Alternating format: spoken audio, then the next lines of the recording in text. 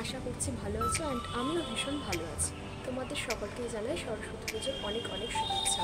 তো আমার বাড়িতেও প্রত্যেক বছরই সরস্বতী পুজো হয়।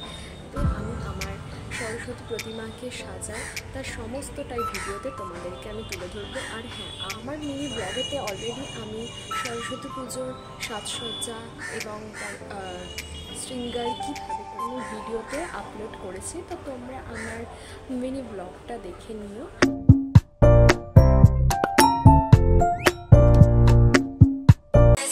এটা হচ্ছে আমার বাড়ির সরস্বতী প্রতিমা। প্রত্যেক বছরই আমরা সরস্বতী মাকে একটু অন্যরকমভাবে সাজিয়ে তুলি। তো এই বছরেও আমি মাকে আলাদা একটা লুক দেওয়ার চেষ্টা করেছি, মানে আটপৌরভাবে মাকে শাড়ি পরিয়েছি এবং গলা ভর্তি গহনা দিয়ে মাকে সাজিয়ে তুলেছি। আর এটা হচ্ছে আমার এই বছরের সরস্বতী পুজোর লুক। আমি পরেছিলাম ব্লু কালার ঢাকাই জামদানি, একদম সিম্পল সেজেছিলাম। মুখী চন্দ্রমল্লিকা ফুলের মালায় মা সেজে উঠেছে, আরও সুন্দর লাগছিল দেখতে মাকে।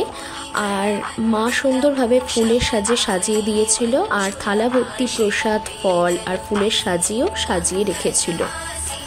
আমাদের বাড়ির প্রতিমার যেহেতু আগে থেকেই প্রাণ প্রতিষ্ঠা হয়েছিল, তাই এই বছরে আমরাই মানে মা আর আমি পুজোটা মিলে একসাথে করলাম।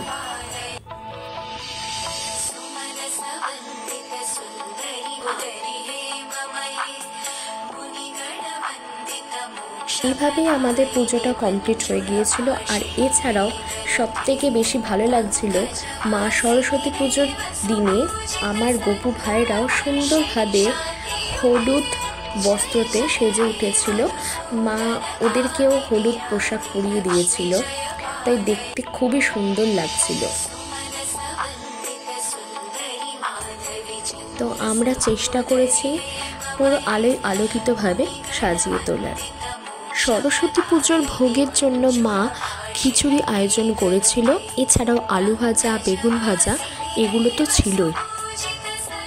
আর সাথে সাথে যেটা হচ্ছে বেঙ্গলি ট্র্যাডিশন, মানে গোটা সেদ্ধ, সরস্বতী পুজোর দিনে আমাদের বাড়িতে এটা হয়। তো মা সন্ধেবেলায় লুচির সাথে এই ভোগটা গোটা সেদ্ধ দিয়েছিল। আমার ভিডিওটা এখানেই এন্ড করছি, কেমন লাগলো জানিও।